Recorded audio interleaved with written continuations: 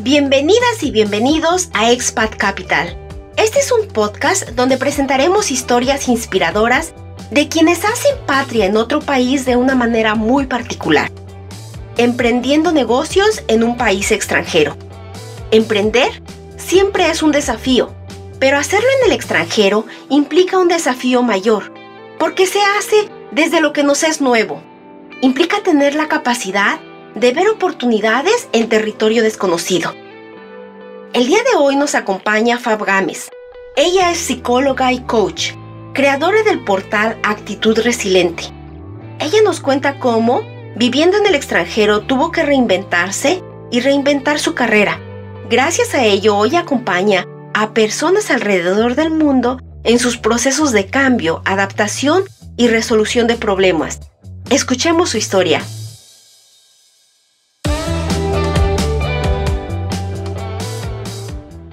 Hola Fabiola, ¿cómo estás? Hola, Abby, ¿cómo estás? Muy bien, muchas gracias por la invitación. Feliz. Qué bueno, me da gusto que estés feliz. Cuéntanos un poco primero de ti. ¿Te parece si comenzamos por conocer cómo es que estás en Alemania? ¿Cómo llegas ahí?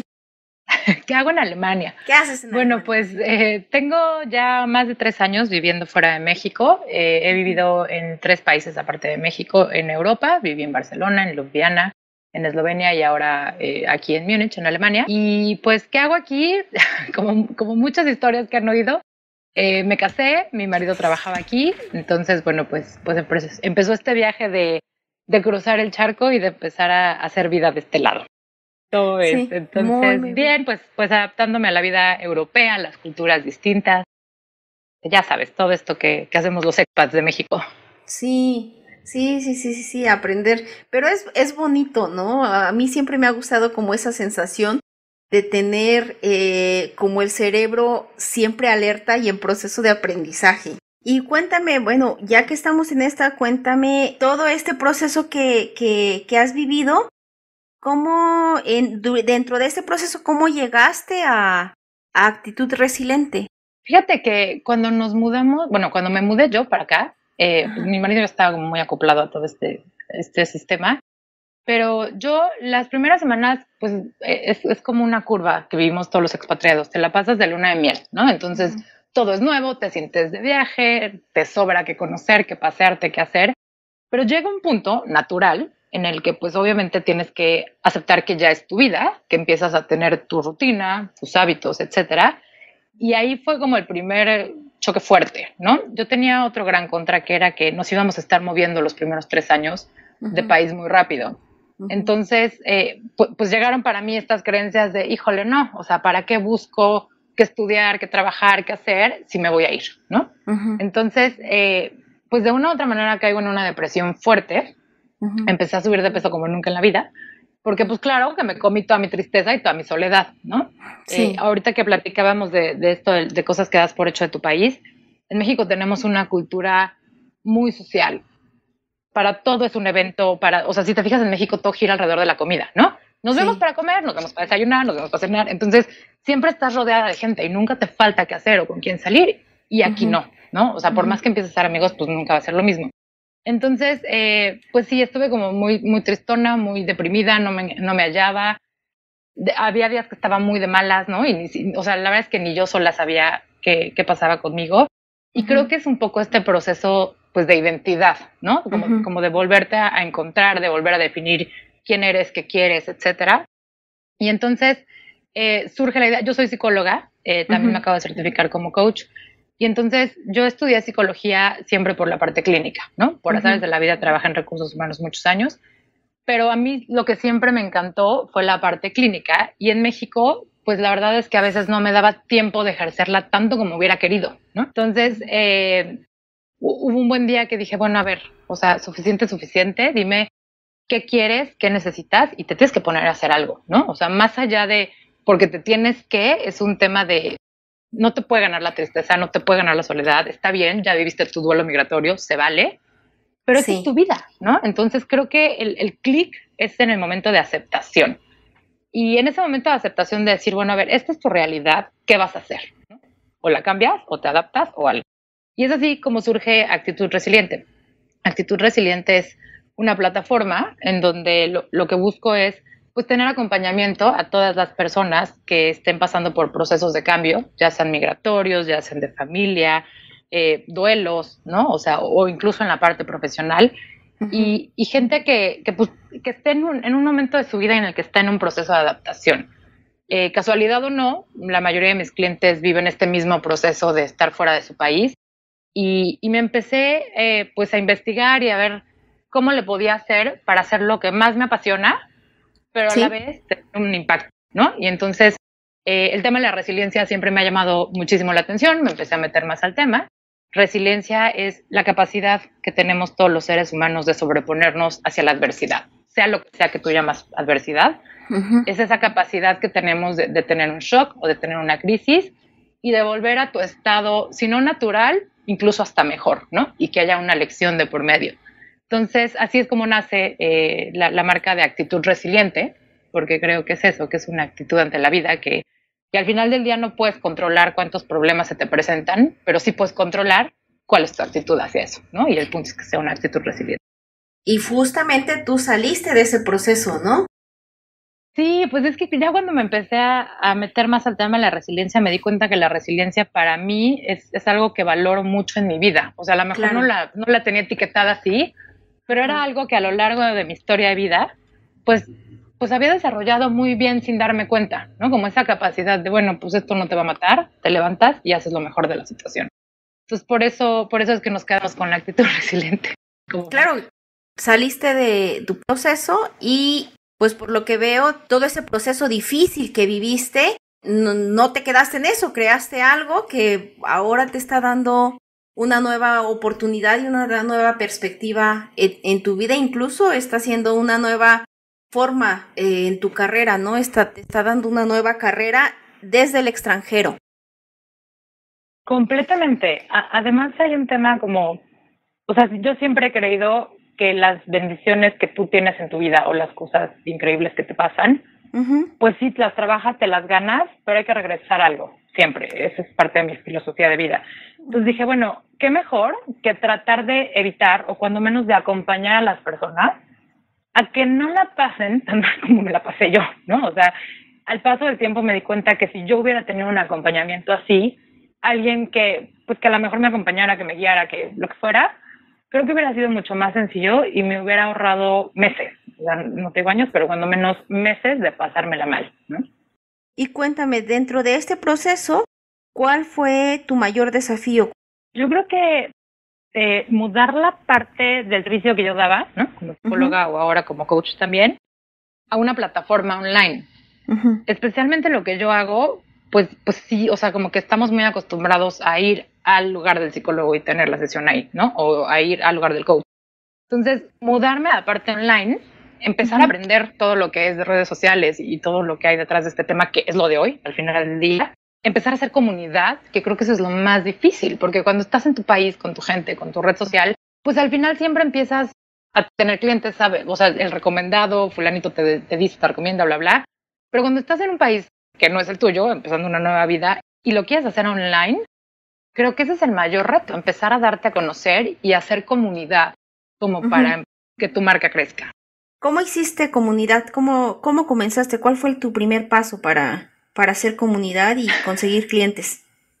Es curiosísimo. Empecé a meterme a los grupos de Facebook, precisamente, en donde tienes intereses en común, ¿no? Entonces, por ejemplo, hay mexicanos en Alemania o mexicanas en el mundo y luego se vuelve súper específico. O sea, hay grupos, si tú quieres un grupo de qué hacer de comer diario, hay grupos específicos para eso, ¿no? Entonces, lo que empecé a hacer es curiosísimo. Ya cuando te metes al tema te das cuenta que entre grupos y cursos en internet te vas a encontrar de todo, ¿no? Entonces me empecé a dar a conocer así y precisamente por uno de esos grupos, que era como de mexicanas en Múnich, fue que organizaban un día un desayuno, me empecé a pues, asistí al desayuno, empecé a conocer más gente y poco a poco empecé a crecer pues la red de gente que hoy sigo en ese proceso, ¿no? De darte a conocer y de crecer la comunidad. Pero pues sí, por alguna tienes que empezar, al menos por alguien que tenga intereses en común. En la parte, por ejemplo, de certificarme como coach, me certifiqué en una escuela que está en España. Pues eso también me ayudó un poquito a darme a conocer en España, por ejemplo. Oh, entonces fue por los grupos de Facebook que te empezaste a dar a conocer. Y actualmente, ¿cuántos clientes tienes? Ahorita ya llevo más de 40 clientes en total, porque al final los procesos terminan, ¿no? Uh-huh.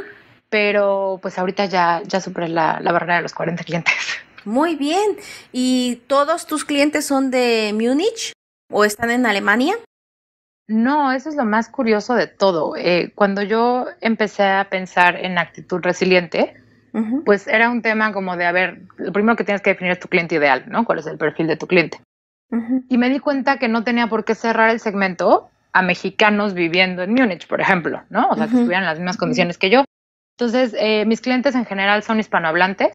Tengo gente de Sudamérica, tengo gente de España, tengo gente de México, etcétera, pero que viven alrededor del mundo. O sea, lo curioso es que de Múnich yo creo que he tenido, no sé, 5.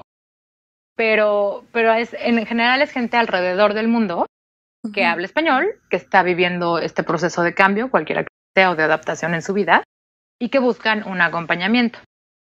¿Y son contactos nuevos? ¿Cómo los contactos son recomendaciones o cómo llegas a ellos, aparte de los grupos de Facebook?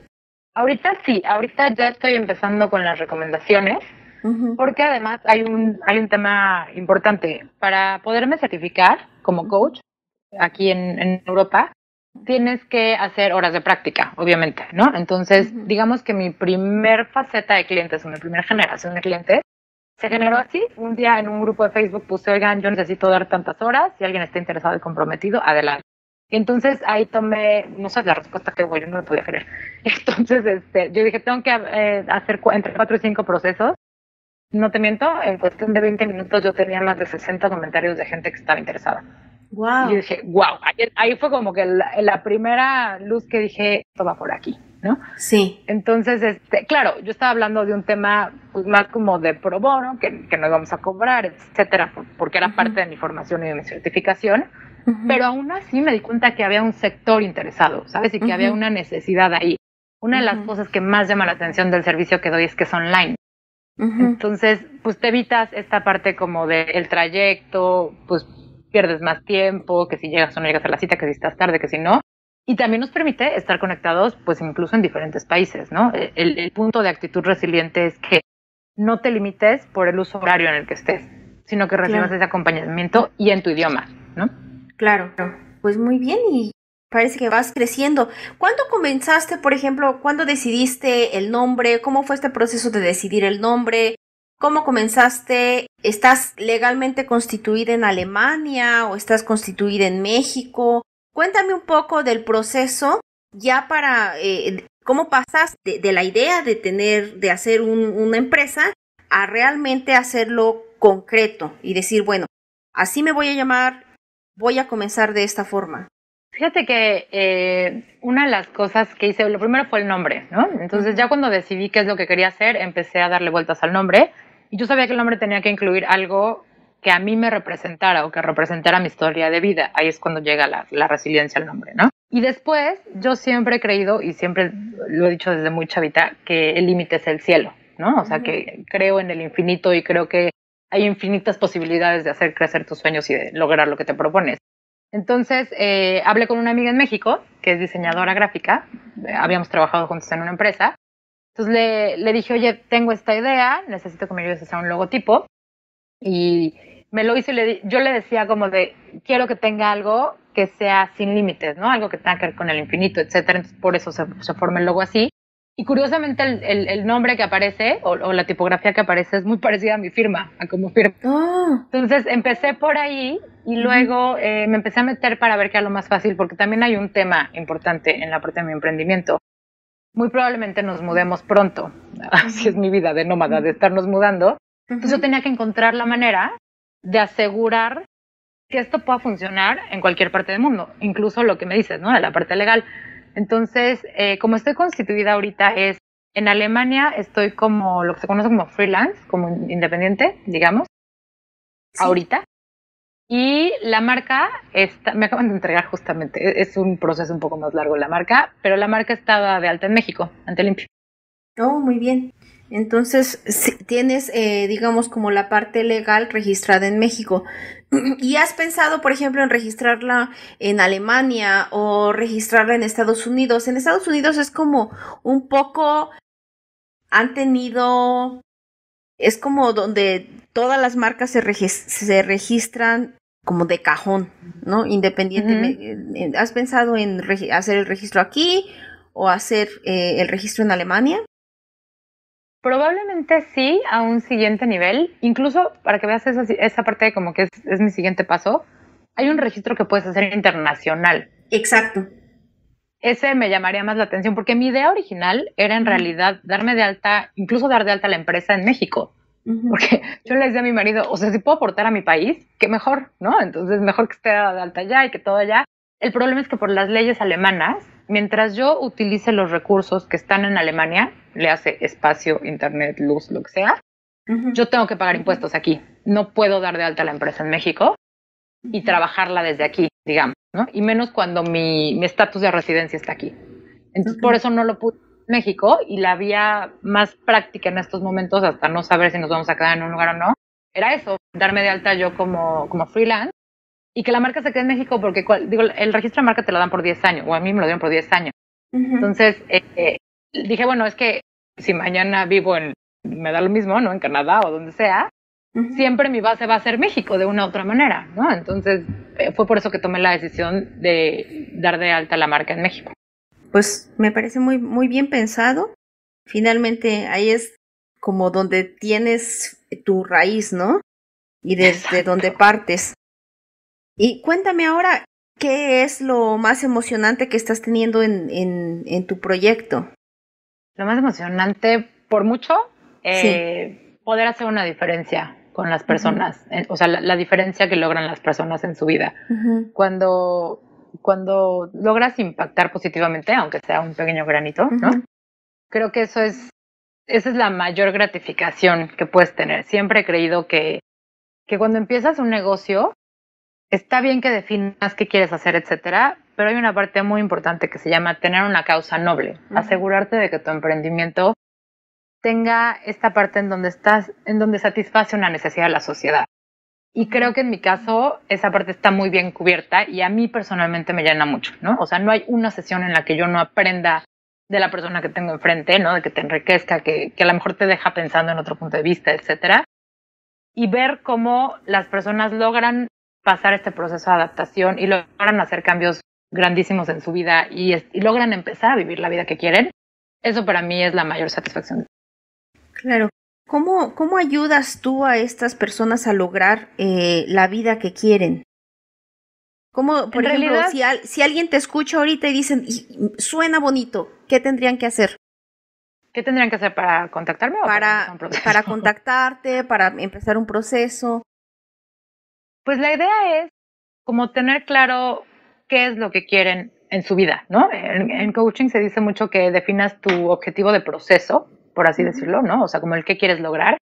Y entonces mi trabajo es que por medio de estas sesiones se den cuenta de con qué herramientas cuentan, que muy probablemente no están viendo, ¿no? Porque muchas veces entre la tristeza, la soledad, el estrés, etcétera, no alcanzamos a ver con las herramientas con las que realmente contamos, o las creencias que hay que romper que solo nos están estorbando para lograr lo que queremos, ¿no? He tenido procesos desde gente que viene y me dice, es que quiero regresar a trabajar, ¿no? Una mamá, quiero regresar a trabajar, no sé qué.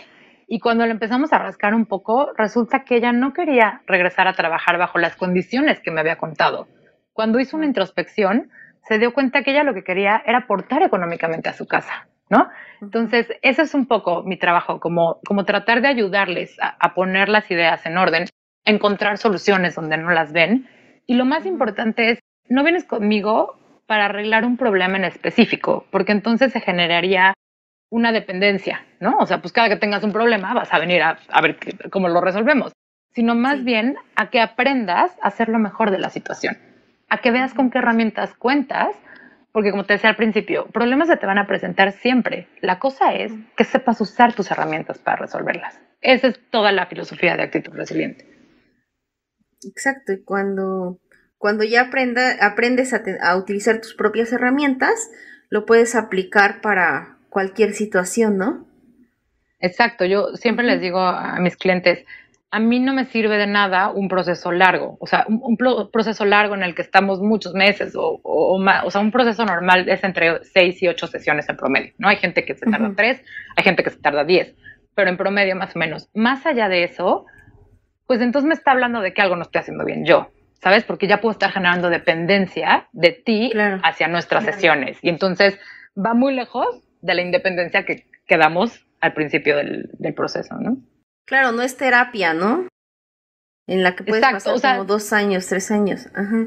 Bueno, es que aparte yo tampoco creo en las terapias tan largas, justo por eso, porque creo que se genera una codependencia ahí.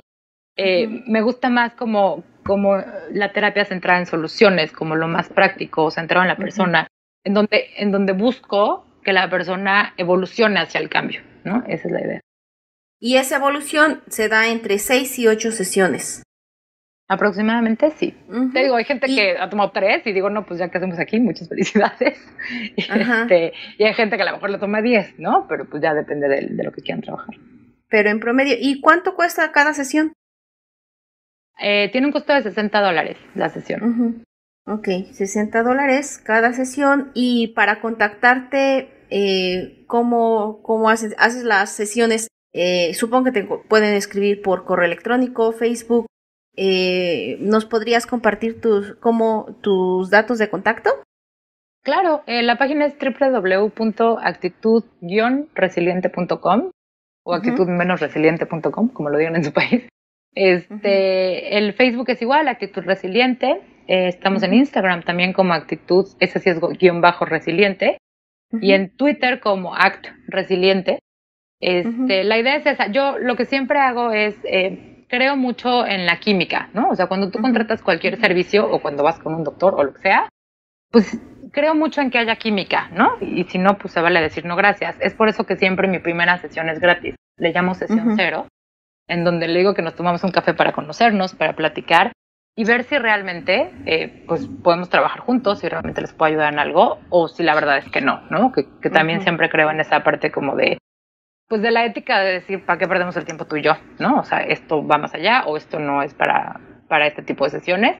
Entonces, dentro de la página hay una parte que dice agenda y ahí pueden agendar su sesión 0 ahí mismo y pues para conocernos y platicar. ¿Y estas sesiones las das por Skype? ¿Es video? ¿Es audio?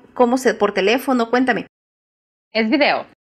Dentro de todo, para mí sí es importante que nos estemos viendo, porque tú sabes que el lenguaje corporal tiene mucho que ver, ¿no? Entonces, es video. La plataforma, la verdad es que, pues sí, o sea, sí varía, depende como de lo que nos pongamos de acuerdo. Puede ser Skype, puede ser FaceTime, perdón. Incluso ahora la nueva modalidad del video de WhatsApp funciona perfecto. Algunas veces hasta Facebook, eso no me encanta porque como que no es tan estable. Pero sí, en realidad es una plataforma en cuanto nos podamos ver, adelante. Ahora, si tuvieras que empezar de nuevo con todo lo que has aprendido, con toda la experiencia que tienes respecto de tu empresa actual, como de tu historia de vida personal, etcétera, si de pronto tu empresa desapareciera y tuvieras que empezar de nuevo, ¿qué harías? ¿Harías la misma? ¿Cambiarías? ¿Qué harías? No, definitivamente haría la misma. Para mí, Actitud Resiliente. ¿Sabes? Yo tomé un curso hace tiempo en donde te enseñaban justamente cómo ser emprendedora, ¿no? Y tenían un concepto que a mí me encantó, que se llama el alma de tu negocio. Entonces, la teoría es que tú eres como pues, el cuerpo que le va a dar forma y que le va a dar lugar en este mundo a tu empresa, ¿no? Entonces, para mí, Actitud Resiliente es eso. O sea, es mi manera de dejar algo en el mundo. Entonces, sí, haría lo mismo. ¿Qué haría diferente? Creo que investigaría antes toda la parte de los papeleos entre México y Alemania, porque sobre todo cuando ya estás fuera, que dices, necesito mi papel de no sé qué, ¿no? O sea, que eso te toma mucho tiempo, dinero y esfuerzo, la verdad, es mucho el desgaste. Creo que haría eso, investigaría antes cuáles son los requisitos, si hay acuerdos, si hay convenios entre los dos países, que los hay, muchas veces, para quien nos esté escuchando, muchas veces hay convenios entre México y otros países, precisamente para este tipo de situaciones. Eso haría, o sea, creo que me prepararía un poquito más, porque me tomaría menos tiempo, lanzar el negocio. Eso por un lado, y por otro lado, también me metería un poquito a estudiar la parte de redes sociales, ¿sabes? Si alguien que se está yendo de México a vivir al extranjero, ¿qué papeles crees que no deben faltar?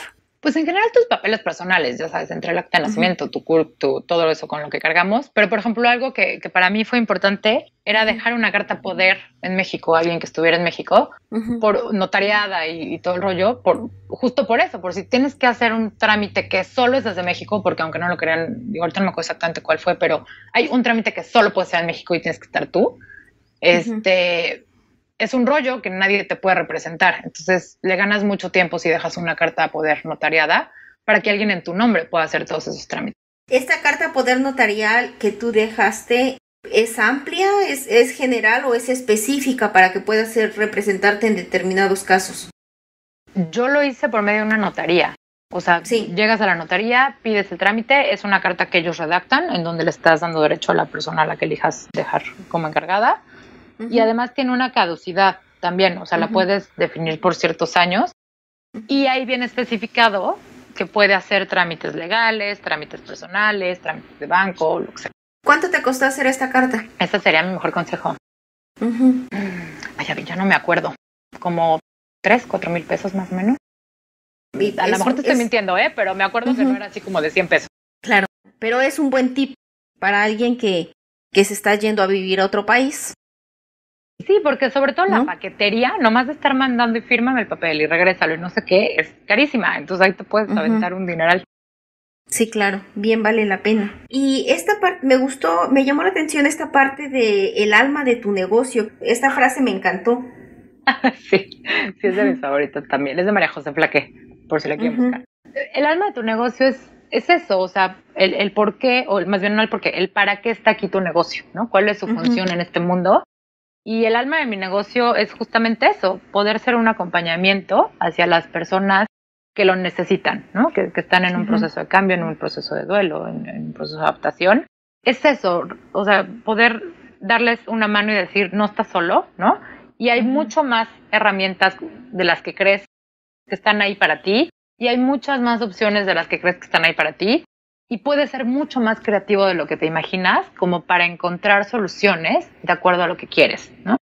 Entonces, para mí, actitud resiliente es eso, no hay problema más grande que tú, ¿no? Siempre hay que aprender a hacer lo mejor de la situación y vas a vivir mucho más ligero. Cuéntame una frase, un fake news respecto a la vida en el extranjero que tú digas, la gente cree esto y no es cierto. Se equivocan, o tal frase yo he comprobado que no es cierto, aunque es una creencia generalizada.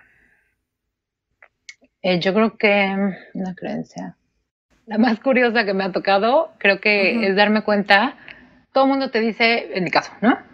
Pues es que si vives en Alemania, tienes que trabajar en alemán. Pues no es cierto. Yo no tengo ningún cliente que hable alemán, ¿sabes? O sea, al final del día se trata un poquito como de salirte de la caja, ¿no? Dicen, como de pensar fuera de la caja. Pues no, o sea, no necesariamente quiere decir que tengas que trabajar en alemán, en mi caso, ¿no? Para poder trabajar viviendo en Alemania.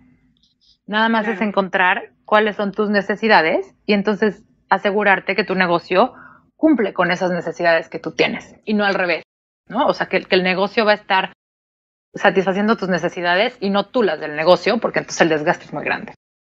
Claro, este es como, es muy revelador porque cualquiera pensaría, sí, claro, pues si estás en Alemania tienes que trabajar en alemán. ¿Cómo llevas esta parte del alemán? ¿Hablas alemán? Muy poco. El alemán y yo nos peleamos hace un año que llegué aquí. Esa es una de las creencias para que veas que la gente a veces me sigue cuestionando, pero para mí ha sido muy claro cuando lo descubrí. Como yo llegué y traía esta creencia de es que tienes que aprender alemán, ¿no? Y entonces, además el alemán, o sea, las personas alemanas que son muy como que te están cuestionando y te están evaluando constantemente. Entonces, íbamos a una comida con amigos y lo primero que hacían era hablarme en alemán y decirme, a ver, contéstame, a ver qué tanto hablas, a ver qué no sé qué. Entonces yo decía, bueno, ¿cuál es la presión de todos de que yo hable alemán, no? Obviamente, o sea, yo en lugar de empezar a disfrutar el proceso de aprender alemán, lo empecé a rechazar cañón, ¿no? O sea, como de, es que ¿por qué tengo que aprender alemán? ¿Y por qué no sé qué? Y entonces iba de malas a la escuela y entonces Hasta que un buen día, fue justo mi marido el que me dijo, es que si no quieres aprender alemán, no aprendas, pero te la estás pasando peor en el proceso de tener que aprender alemán, lo vas a aprender el día que quieras. No sabes el peso que me quitó encima. Y dije, ¿sabes qué? Sí es cierto. O sea, yo hoy decido no estudiar alemán, ¿no? Hoy. Pero también decido vivir con las consecuencias. Sea que me toque alguna vez que alguien se moleste porque no hablo alemán y estoy en Alemania. Tienen toda la razón, ¿no? Pero en ese momento fluí mucho mejor. Hoy entiendo mucho. O sea, escucho conversaciones y entiendo perfecto. Nada más es como empezar a trabajar en esos bloqueos míos de aventarme a hablar alemán. Pues sí, totalmente un fake news de vivir en Alemania. No necesariamente tienes que aprender Creo alemán. que es el peor consejo que puedo darles, pero sí. No, pero finalmente es una forma de encontrar alternativas y pues no, tú eres la prueba de que funciona. No necesariamente hablas alemán y sin embargo tienes una empresa en Alemania, ¿no? Sí, o sea, esa es como la idea de decir, bueno, piensa bien para que, o sea, yo necesito el alemán o yo decido estudiar alemán para vivir en Alemania, pero no para trabajar en Alemania. Que es muy distinto, ¿no? Claro. Finalmente me gustaría preguntarte, ¿qué tip le darías o qué consejo le darías a alguien como tú, alguien que quiere emprender en otro país? Alguien que quiere emprender en otro país. Pues muy contrario a lo que dice la teoría, que el día que se vayan a sentar a diseñar su emprendimiento, lo diseñen al revés, o sea, lo que te decía hace ratito. En lugar de decir, yo quiero hacer este emprendimiento así asado y entonces voy a tener que acomodar toda mi vida, todo mi conocimiento, todas mis capacidades, lo que sea, para cumplir con ese emprendimiento, que sea al revés, que definan en qué son buenos, qué es lo que más les gusta hacer, qué les dejarían a este mundo, qué les gustaría aportar, qué necesidad de la sociedad quieren saciar, y con base en esas respuestas, definan el tipo de emprendimiento que quieren hacer, y no al revés, porque si no el desgaste es mucho. Claro. ¿Y alguna sugerencia que tendrías para alguien como tú específicamente que está de pronto se encuentra solo en otro país y no habla el idioma, tiene que cambiar mucho de residencia? ¿Qué consejo le darías a alguien que comienza como tú en un país diferente? ¿Qué es lo primero que debería hacer? ¿Qué es lo primero que debería hacer? Probablemente sería romper con esas creencias limitantes. O sea, como lo primero que tienes que hacer es aceptar tu realidad. Aceptar que estás en este país, que esta es tu vida ahora y encontrar el tipo de cosas que disfrutas. Yo siempre doy el ejemplo de la mascarilla de oxígeno del avión, ¿no? O sea, cuando tú te subes a un avión, las primeras indicaciones de seguridad dicen que en caso de emergencia van a caer las mascarillas del techo y así traigas a un bebé, a tu hijo, a un adulto mayor, a quien sea, al lado, lo primero que tienes que hacer es tú ponerte la mascarilla, asegurarte que estás respirando y luego ayudar al de al lado. ¿Por qué? Porque si tú no te la pones, corres el riesgo de que los dos dejen de respirar y se mueran los dos, ¿no? Creo que en la vida es lo mismo y a la hora de emprender es lo mismo y la adaptación al cambio es lo mismo.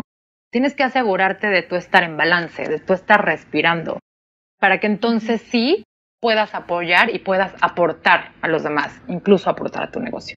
Entonces, yo me encargaría primero, en el momento en el que llegas a otro país, de asegurarte que estás saciando tus necesidades básicas, ¿no? Emocionales, físicas, como sea. Y ya que estás bien, o sea, no quiero decir que estás 100% adaptado, pero ya que estás en balance o en estabilidad, entonces sí, empezar a ver cómo sacias las necesidades de tu negocio. Claro. ¿Cuál es el primer paso para estar en balance? Yo creo que tener un objetivo en la vida o una misión. Cuando la tienes clara, creo que lo demás fluye. Me gusta la propuesta y sí coincido contigo. Creo que a veces cuando llegamos a otro país nos atoramos mucho en el balde de agua fría, aunque en lo que te templas. Hay que aceptarlo también, ¿no? Un poco, hay que aceptar que es algo nuevo. ¿Y regresarías a México? Cualquier día. Sí. ¿Qué es lo que más extrañas de México? Pocas expats que sí me regresaría cualquier día. La gente, completamente. O sea, entre mi gente y en general cómo es la gente, es lo que más extraño. Bueno, pues espero que puedas regresar pronto a México y si no, por lo menos que tengas muchos mexicanos cerca de donde estás para Eso sí. ¿no? Para que te sientas Claro. más cercana a casa. Pues muchísimas gracias por estar en el podcast. Contrario. Muchas gracias por aceptar la invitación y compartirnos un poco de tu experiencia. Yo sé que va a ser muy útil para otros mexicanos y otros hispanoparlantes que nos escuchen y que están con esa inquietud de iniciar un nuevo emprendimiento o incluso personas que apenas están comenzando a vivir en otro país y han tenido la misma experiencia. A lo mejor quieran compartirnos un poco de su experiencia en los comentarios de este podcast. Necesita y bueno, muchísimas gracias por estar aquí con nosotros. Fue un placer platicar contigo, Fabiola. Gracias, Abby. Yo encantada, de verdad, muchas gracias. Te mando un abrazo grande. Igualmente, gracias. Hasta luego. Hasta luego.